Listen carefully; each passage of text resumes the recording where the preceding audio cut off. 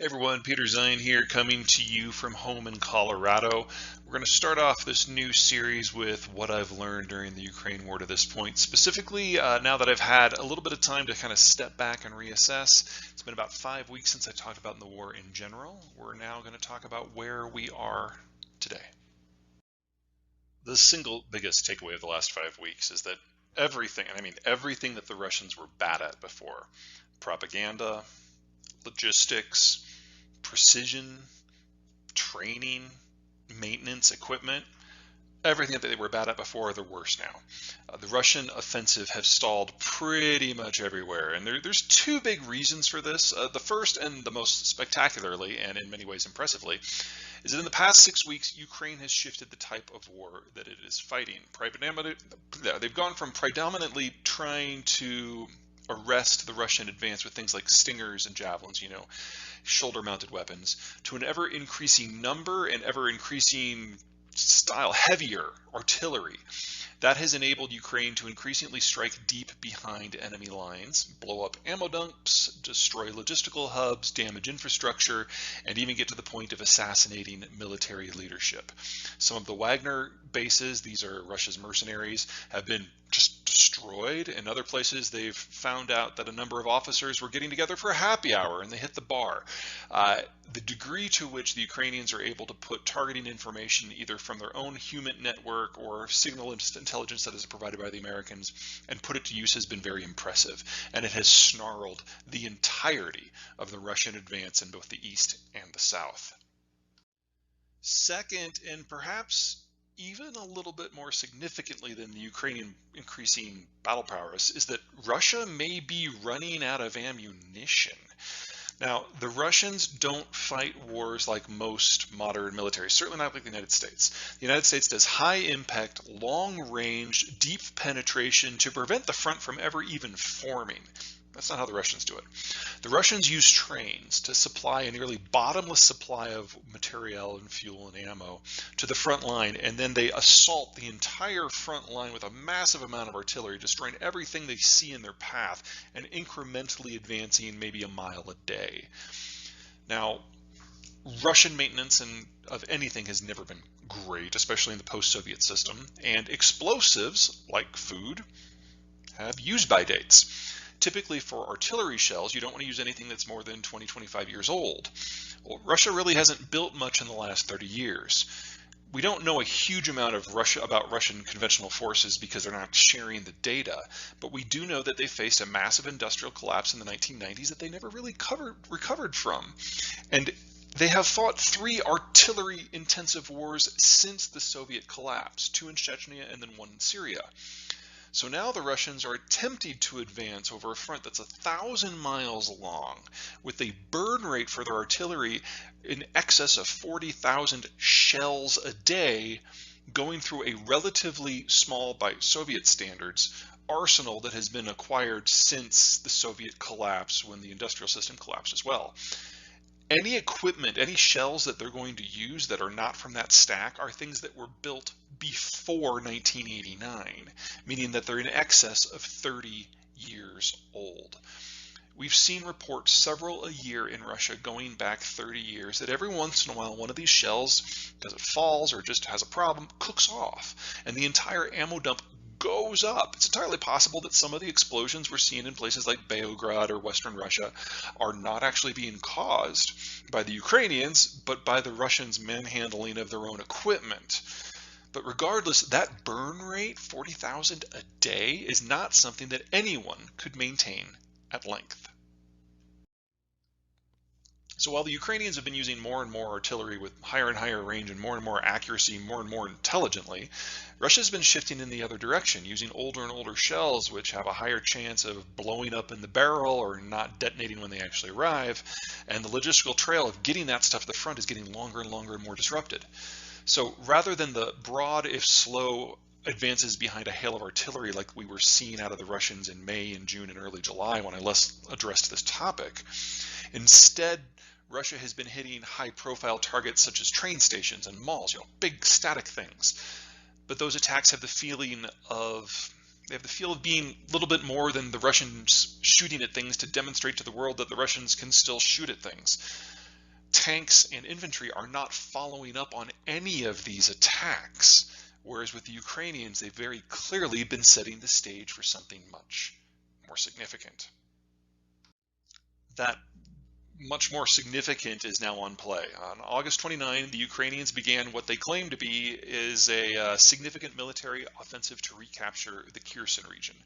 Now, for those of you who remember back to the beginning of the war, Kherson was the only major city that the Ukrainians ever lost to the Russians. It's the only regional capital, and it was a bit of a surprise because it is in a relatively defensible position on the north side of the Dnieper River. We'll talk about that here in a minute, but first, all the normal things that plague offensives are appropriate to think about here. They trigger higher casualties among the attackers and the defenders. They require more troops. They require better logistics. They're more vulnerable to disruption. All of that stands. Also, you have to consider that this isn't simply Ukraine's first significant offensive in the war, but this is Ukraine's first significant offensive ever. Russia first captured Kiev in the 1600s, and it has been under some flavor of Russian administration almost the entire time since then. There is no national history of military conflict in Ukraine independent of its position as a cog within the Russian system. So all the concerns that people have about whether the Ukrainians can carry the water on this, all relevant. But two things matter. The Ukrainians have continually surprised to the upside, and the Russians have continually surprised to the downside. So what should have been a wildly unbalanced war that should have been over 4 months ago, all of a sudden, if not a conflict among equals, is suddenly looking like a little bit more of a fair-ish fight. And that means we have to look at what's going on in Kherson. First of all, where is it? Here's a map we've pulled from the Institute for the Study of War, which is brilliant. Anything in red is a territory that the Russians have captured since the beginning of this conflict, which began back in 2014. The zones that are outlined in black are the territories the Russians captured in the last war, and everything with the red outline are the territories that they've captured since February 22, when this war began. The most important thing to note there is that Kherson is in the extreme western part of the section that the Russians have captured. And you'll notice that double red line coming down just to the northeast of Kherson. That's the Dnieper River. And let me show you why that is significant. Here we are looking at southern Ukraine. To give you an idea of just where everything is, the red line down at the bottom, everything south of that is the Crimean Peninsula. Those are territories that the Russians have controlled more or less since 2014. You move north of that, and everything that is to the south and east of this big swath of water, that's the Dnieper River, is under Russian control pretty firmly. You go further east on here, you will see eventually we will hit Mariupol. There just to the west of that yellow line. Back over to Kherson. Now, the one place where the Russians have succeeded in crossing the Dnieper River is at Kherson and Kakova, which are right here. Kherson's with the red and Kakova is upriver a little bit. And they control most of the territory just to the north of this zone. In fact, they made it almost all the way to Mykolaiv, which is this little city up here in the northwest of Kherson.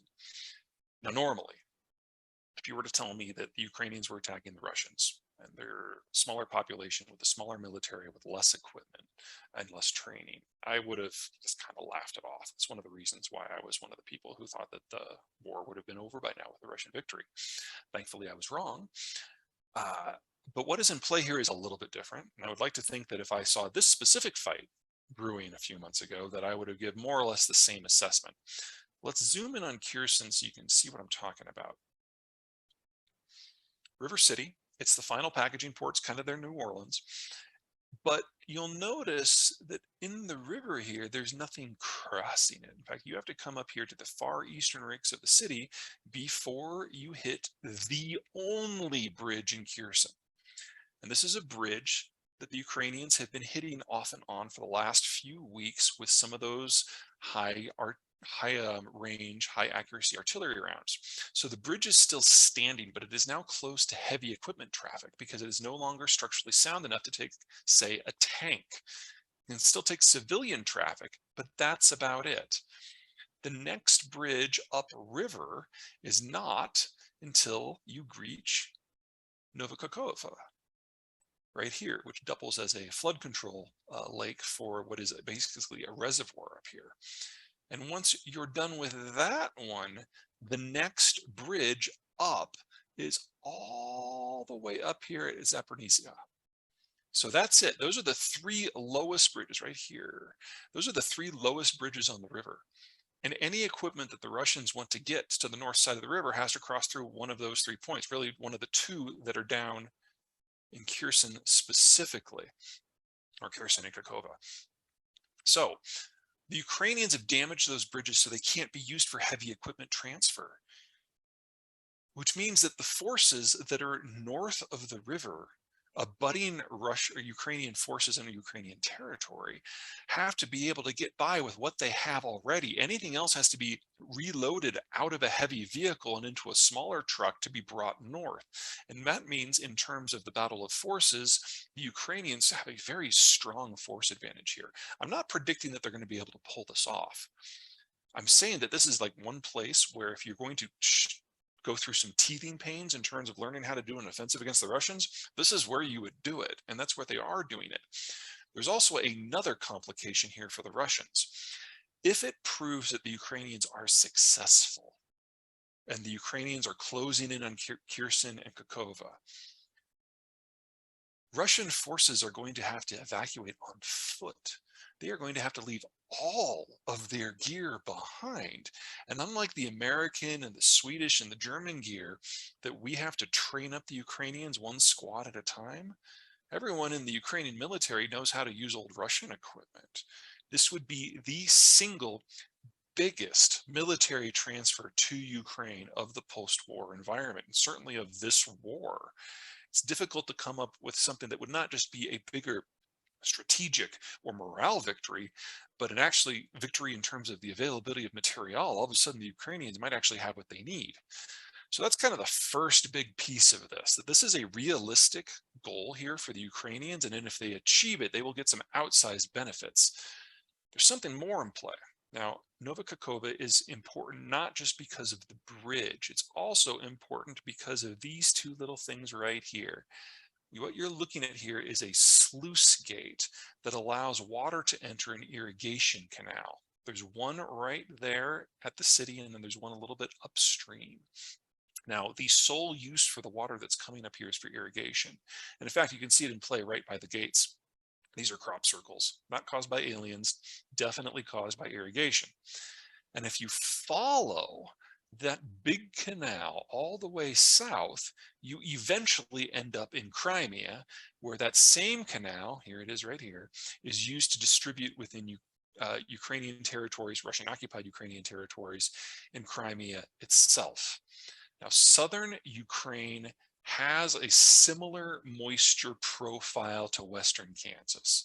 So without irrigation, you're not going to grow anything except for a little bit of dry season wheat. If the Ukrainians succeed in capturing Kherson, they will be able to either blow up or shut off that sluice gate, which means that Crimea will be high and dry. Now, in a typical season, Crimea imports over 80% of its food, anything that is not dry season wheat, from Russia. If they're able to get that irrigation water in, they're self-sufficient. So you're talking about a population of 2 million and the greatest concentration of Russian forces in Ukraine potentially being cut off from their normal food supplies. Now, they'd still be able to import food from Russia, but that brings us to the final point of this offensive. Because if the Russians lose Kherson, if the Ukrainians can get that far forward, then with some of the new equipment, the Ukrainians would be able to blow up a nice little bridge here that it looks like, yep, there it is. This is the Kerch Strait Bridge. This is a road and rail combined piece of infrastructure, and at present, it is the only uninterrupted rail line that links Russia proper to Russian-occupied Ukraine. Now remember, the Russians suck at logistics. They're not very good at moving things by truck. Sometimes they actually have to unpack their artillery shells from their casings and move them a shell to a person, move the shells by hand one at a time into like civilian vehicles for distribution. It's ridiculous. They have to fight by rail. This is the only rail link that comes in. If you move further north, into Ukraine proper, there are other road networks that go into places like Luhansk and Donetsk, but there is not a rail link that goes into those provinces and then drops back south of the river into the areas that the Russians are actually occupying. So it's Kerch or nothing. And if the Ukrainians are able to blow up Kerch, then all rail supply for the entire force outside of Donetsk and Luhansk themselves are suddenly lost. And Crimea goes from being an incredibly strategically valuable platform that the Russians can use to launch into Ukraine proper into the most significant military vulnerability that post-war Russia has ever had. That's what's at stake here. Now, again, this is not a forecast. This is a projection based on what their goals are and where the targets are. If you'd asked me if they had a chance at this 3 months ago, I would have laughed. And all of a sudden now, things have changed. The Russians have underperformed. The Ukrainians have overperformed. The West has really come through with some more advanced equipment. And the balance of forces in the regions in question really have shifted. If Ukraine is going to win this war, this is how it's going to start. Okay, that's it from me. See you guys next time.